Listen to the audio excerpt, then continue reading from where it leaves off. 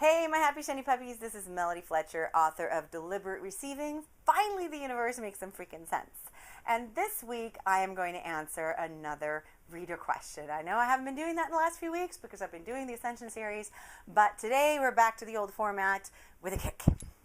So today's question, burning question, comes from Awesome Lisa, who wants to know, I'd like to ask about being with an emotion without judgment. When I was depressed, a lot of people gave me this advice to let the sadness be without judging it, and I followed it.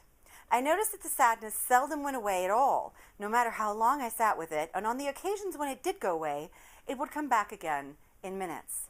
The response I got from people was mostly, well, you must have done it wrong. It works for other people, and everyone is the same, so it must work for you if only you'll do it better. Oh boy. In my experience, I got much better and resolved the depression once I decided the sadness was not okay and refused to sit with it any longer. I judged it as bad and harmful and started distracting myself from it instead of letting it be. This improved my life a lot, and after a few months of this, I got much better and was no longer depressed. I don't remember being angry when I decided this, but it could be that it was a push to anger that you mentioned as a move up from the spectrum from other emotions. My questions are, more than one, do you think sitting with an emotion without judgment works for everyone all the time? Do you think anger at an emotion, instead of accepting it as it is, could help a person move up the spectrum? My life has changed for the better vastly because of my judgmental choice, but I was wondering what your take on this is. Thanks, Melody.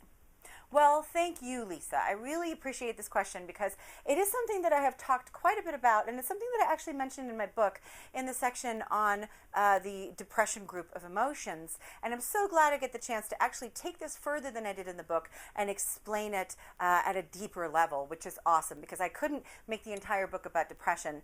I could only put a section in there and a few paragraphs. So this is going to allow me to take that further. Yeah? So I'm one of those teachers that tells you that sitting with an emotion is a good start, is going to give you information, is listening to that messenger. However, I'm never going to be that teacher that says to you, well, if it's not working for you, you must be doing it wrong. If you are sitting with the emotion, what happens is not that it magically goes away. Now, that can happen, but generally not with depression. Yeah? With depression, what happens is it creates a shift within you. It creates some kind of momentum that happens, and usually what happens is exactly what you experienced. So all the people that were telling you that you were doing it wrong, they were wrong. You weren't doing it wrong, but I am going to give you some tips on how you might have been able to speed this process up a little bit. But I want to tell you that nothing has really gone wrong here. What happened is exactly what should have happened. It just maybe took a little bit longer than you wanted it to take. And that is that you got sick and tired of being depressed. You got sick and tired of being depressed because you see the shift that happens when you move out of depression and towards anger. You first kind of usually go into the shame group, then you go into the anger group, and then you go into frustration and up. You may be aware of the shift, you may not be. It doesn't really matter. It happens as it happens. But what happens actually is the equivalent to this. It's like you're lying on the ground in the fetal position and you're just getting the crap beat out of you. That's depression, where you don't feel like you deserve any better, where you don't feel any kind of hope that, you have no belief that it could even get better, that it's even worth trying, and you feel completely powerless. And what happens when you start to shift out of that, and this is why we often experience the anger, whether or not you experience it as rage, or just as something much softer, what you're talking about here was an anger response where you stood up and said, no more, I am not doing this anymore. Yeah? That's a beautiful response. That's the response that pulls you out of depression, just as you realized. Now, generally, it doesn't pull you out of depression in 30 minutes. There is a process that happens there, and it's something that you then choose to continue because you don't really have a choice anymore. You're done with it. You can't take it anymore. It's become too painful. Yeah? Now that doesn't mean that it is the easiest choice to make. It absolutely isn't. I don't want to diminish that in any way, shape, or form. But what I'm trying to tell you is that you follow the process that I actually outline in my book. And this is what it looks like in real life when you're starting to step out of depression. Now, in terms of your question about judgment. Here's the thing. Here's at least how I teach it. Now, I don't know what you were told by other people, and I don't want to disparage anything that they've said, but here's how I teach it, because you asked me for my opinion on this. It is without judgment of self, and it is without judgment of the situation in a way that causes you to go into self-blame. So I'm horrible because I'm depressed. There's something wrong with me because I'm depressed. Yeah, that's the judgment that you need to stay away from. It does not mean that you don't get to get sick and tired of being where you are. That's actually really, really helpful. And that's usually, for many people, even if they don't go into depression, maybe they're in a job that they hate and they finally have that cattle prod moment where it feels like you're being hit with a cattle prod and you can't help but turn around and run the other way. They have that moment where it's just enough. God damn it, it's just enough. And I can't take it anymore. And so, that's kind of the moment that you had. So when I'm talking about judgment, that's not the judgment that I'm talking about. You got sick and tired of your situation. You decided that you did not want to feel that way anymore. And you went ahead and made a change. And the momentum in order to make that change was there for you. That's often how we are motivated in the sort of lower part of the spectrum. And there's nothing wrong with that. It totally works. Where I pull people is the upper part of the spectrum after a while, where that growth does not have to come in that way anymore. But, if you read my book, you'll notice that there's a big difference in how we are motivated in the lower part of the spectrum than the upper part of the spectrum. And I never once say that that's bad. That is how it is there. So you moving out of depression happened perfectly. So I want to explain to you something. By allowing the depression, that is what eventually led you to shifting out of it. It doesn't look the way people think it's going to look. It kind of, goes into the depths, into the darkness. You get really sick of it in many cases. Or, you get a glimpse of why you're depressed and can shift that. Here's the thing. That journey is different for everybody.